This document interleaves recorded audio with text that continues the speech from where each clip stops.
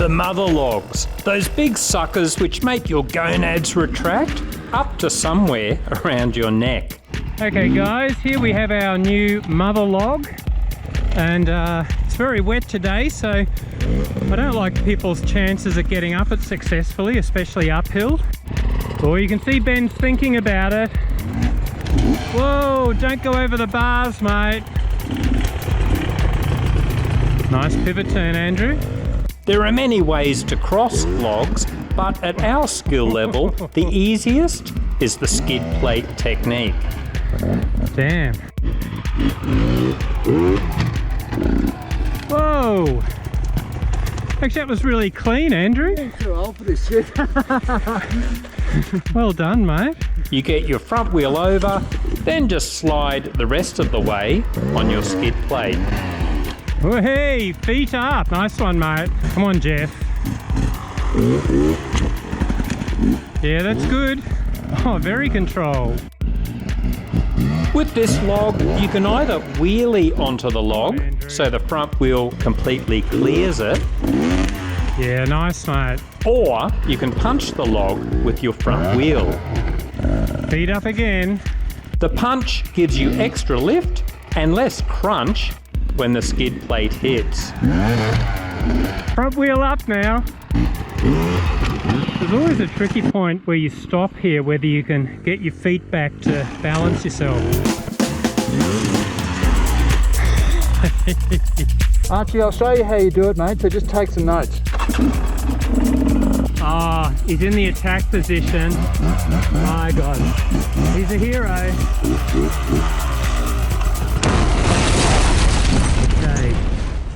Can I show you again? Arch, my coaching tips might be a bit dodgy, but I think his are worse. I'll try exactly what he did. Mate, have you actually insured Archie's life at all for this sort of shit? Every responsible parent would have, wouldn't they? Yeah. Here goes Arch. No life insurance. Good luck, son.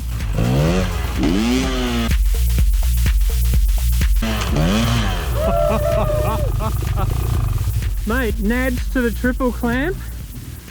Well done. Nice work, mate. Here goes Jeff. That's not what you do. What now? It's the German hard Enduro Meister, Scottmeister. Yeah, man! I'm over. That's technically over the log. Well, I think the first thing that went wrong, that's actually been trademarked by one of our other riders, that move. Right. Jason? Jason. Okay.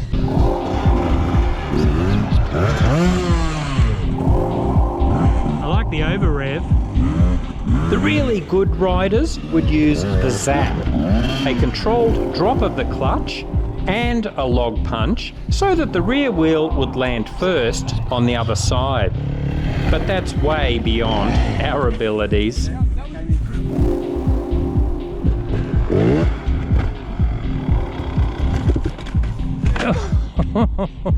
That's good spotting, Brennan. Yeah, that's what we call faux spotting, I think. Faux pas spotting.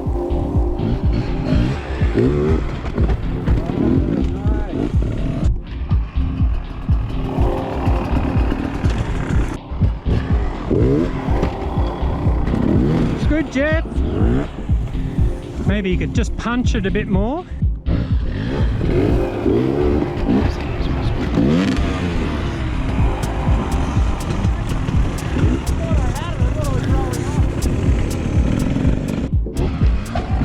Whoa!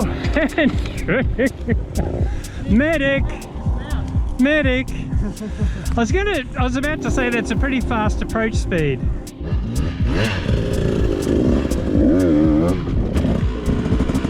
Yeah, very nice and controlled.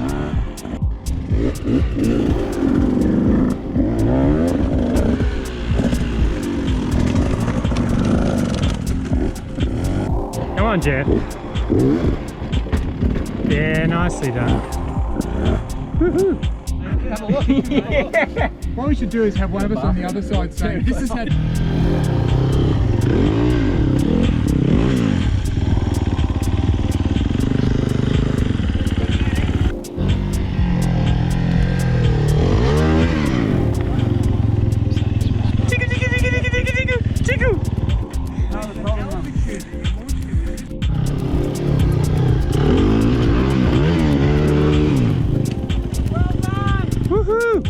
Congratulations! Fuck me. Nice work, man. That was awesome. Yeah, what I found.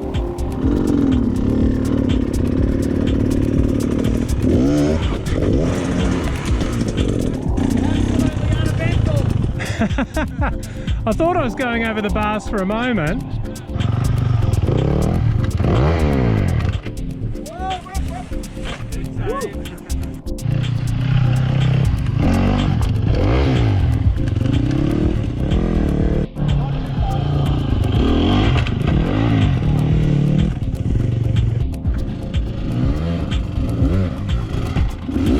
Very controlled.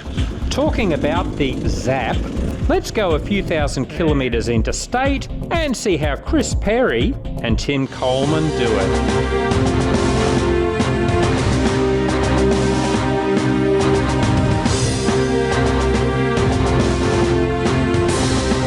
Now this is a mother log. The guys are using a kicker at the base to get some height, but they also need the zap to get up. That controlled drop of the clutch. Looks easy, hey?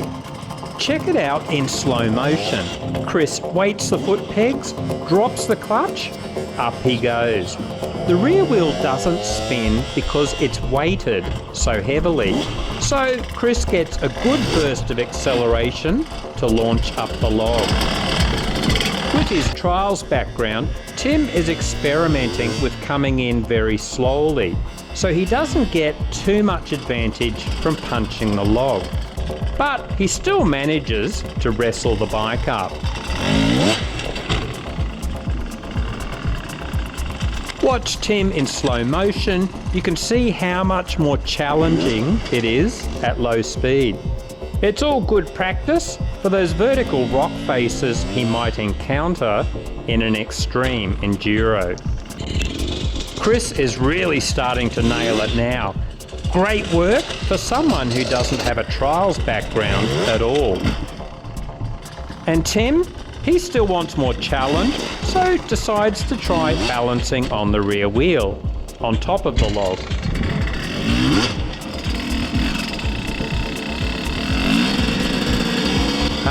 I was wondering why Tim was focusing so much on that slow approach.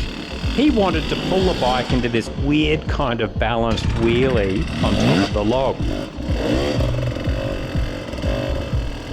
Tim completely relies on the clutch to hold him in place and not fall backwards with the bike on top of him. This shit is way beyond my pay grade.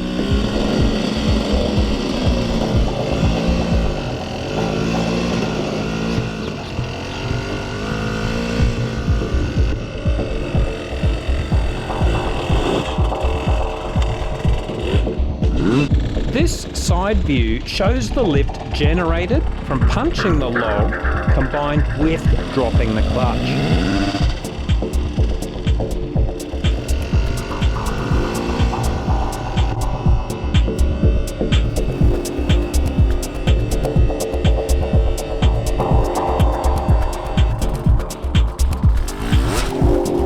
A burnout and wheelie on top of a log?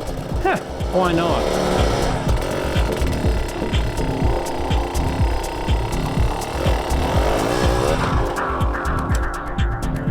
Listen to the engine and hear how controlled Tim is with his clutch slipping to hold the bike in place.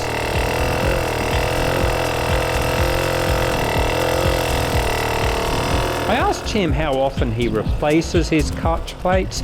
He said he never manages to wear them out in 12 months of constant riding. So we mere muppets don't need to worry about burning ours out anytime soon. Enough of the good riders, let's see how the dirt muppets are going with hopping a big log downhill. Unlike the good guys, we hit our exhausts all the time. Andrew and Ben are both using the P-Tech, the strongest exhaust guard they could find worldwide, and so far it's been indestructible. Going downhill, really tricky. too much speed and they will go over the handlebars. Not enough, and it's hard to get a foot down and prevent falling off. I don't know what to say about that one, Ben. It's a good way to get rid of excess fuel. It takes a lot of practice to know the exact speed required. It certainly helps to come in slowly, so Ben gets a bit of static balance practice in. It's hard getting the right speed to get up on the bash plate, hey?